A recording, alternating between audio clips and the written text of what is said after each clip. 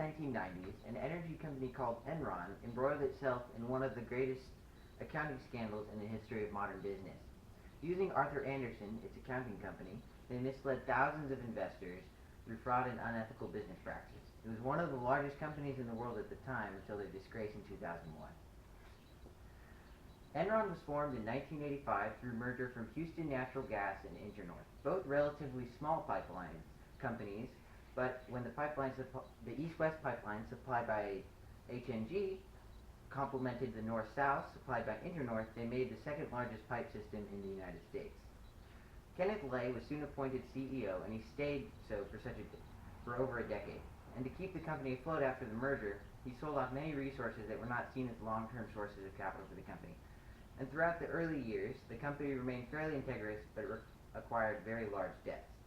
In the late 80s and early 90s, Enron began to invest in power generation and transmission, as well as natural gas. They acquired many plants and cogeneration units around the U.S., and a very large power plant was built in the U.K., which was capable of supplying 3% of the country's power needs.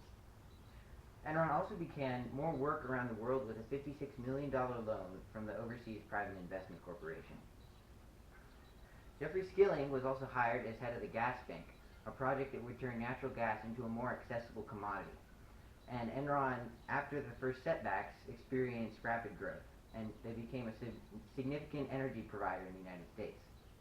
Enron's first fraud was discovered and prosecuted in 1993 and traced back to concealment of debts in 1987 by Enron Oil, the petroleum branch of the corporation, and it amounted to around $80 million in hidden losses.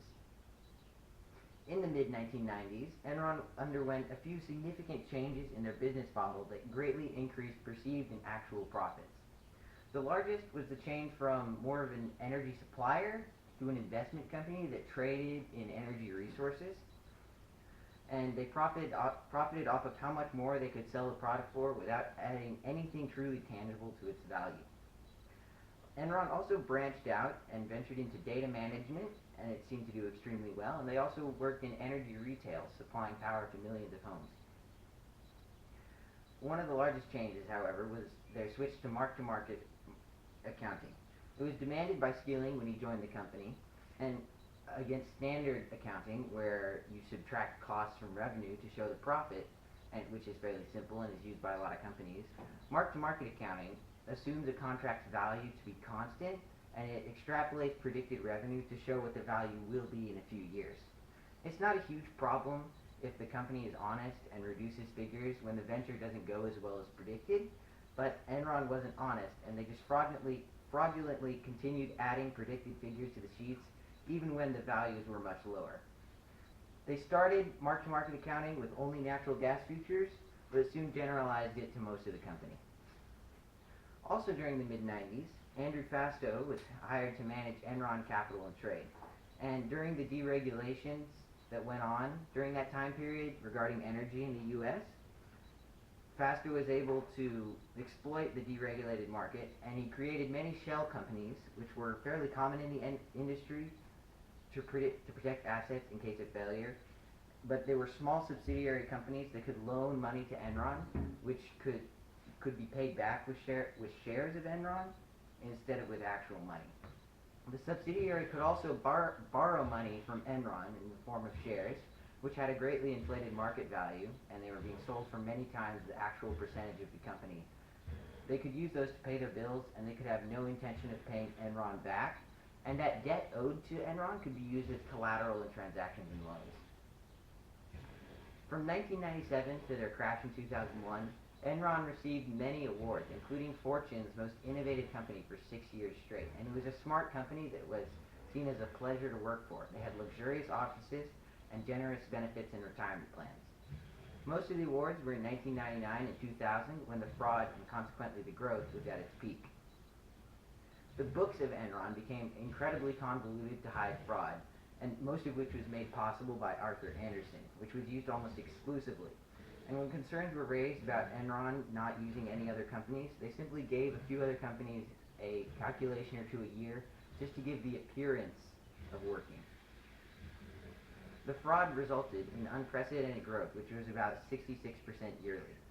Meanwhile, Arthur Andersen began to ignore or misconstrue negative values in reports because in reality Enron was losing quite a bit of money.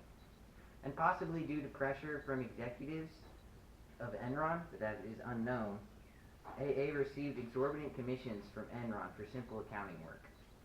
AA also left out or reduced poor reports from internal and external audits from yearly reports. Enron at this time was also number 6 on the Fortune 500 by revenue. Andrew Fastow, now the CEO, along with other executives, misled audit committees and the board of directors regarding high-risk accounting methods. A few articles published by a few high-ranking journals and things like that raised suspicion about Enron, and slowly analysts and critics began to lose faith, including a few large short sellers set themselves up to short Enron stock. In 2001, Skilling retired, citing personal reasons, but also selling over 30 million in shares. October 16, 2001, Enron announced corrections to its accounting transactions to correct violations, resulting in a 23% or $600 million loss in profits over the last 4 years.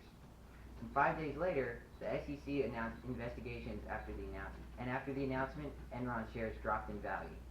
Although shares have been going down since suspicion had arisen from a high of over $90, they plummeted to $5.40 each. In a single day, they lost 75% of their value from their value of $20. After the crash, several major credit rating companies downgraded Enron drastically. This impaired their ability to obtain loans, meaning they had to pay off debts with their own shares, which further decreased their value. On October 30th, Moody's, one of the largest credit rating companies at the time, downgraded Enron to 2 levels above junk after Enron sought over $1 billion in financing. Dynegy, a rival energy company, sought to buy Enron, and a deal was formed that would have merged the two companies. And by mid-November, the promise of a Dynegy deal was the only thing that kept the company from bankruptcy. Over that time, Enron also released even more restatements of profits in an attempt to absolve itself from guilt, resulting in an almost complete loss of profits for 1997. Moody's and S&P publicly demoted Enron to just above junk and promised to demote them further if the deal with Dynegy fell through. At this time, also, companies drastically reduced trade with Enron, obviously, and the SEC also revealed fraud complaints against Arthur Andersen, the accounting company. Also in this time, as a result of the corrections, Dynegy demanded that Enron's price be reduced by half if the deal was to continue. And on November 28th, Dynegy pulled out of the deal, and Enron's status was publicly reduced to junk, leaving the company helpless against competitors. During this time, there was massive sell-offs, and a new low of 12 cents were reached for Enron's stock. Enron shareholders lost nearly $50 billion from the fraud alone, and many suffered greatly. Probably the highest suffering, though, were the employees, and they were told to keep buying and that the company could pull through to the very end. And employees' retirement funds were frozen at the start of the crash to prevent even more sell-offs. And it was not uncommon for a couple to work at Enron, and in these cases, the family stood to lose nearly $1 million. Total pension losses were around $2 billion, with only a fraction were paid. And after years of trials, each employee received only $3,100.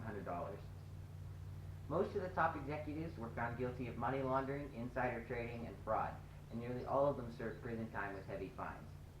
Arthur Andersen, however, had shredded thousands of papers and deleted thousands of emails. They were found guilty of obstructing justice, but their involvement in the scandal was not clear, and the destruction of records made it hard to prove, if at all. Although the company took such a hit to its reputation that it couldn't stay afloat once the investigation was concluded, and ultimately they went out of business. The fraud seems to have originated from Skilling, and it didn't spread much beyond Fastow and Lay, even though Fastow's wife helped it along at some points as an assistant treasurer. One large effect of this fraud is mark-to-market accounting. It was taken up legally by other energy competitors to not lose face for Enron's soaring profits, and it basically hasn't been stopped since, and it spread to many other industries. There were other chief officers involved in the fraud, but their part is muddled and unclear, and AA destroyed so much evidence that the corrupt people there were concealed. Arthur Andersen was instrumental in the perpetration of the fraud, and while they probably couldn't have stopped it entirely, they could have greatly reduced its size and effect. And those who questioned Enron were discredited or removed, so there wasn't much that they could do against it. It could have been stopped at many points, and it was elaborately constructed, and it was one of the most profitable scams of all time before its discovery. Thank you.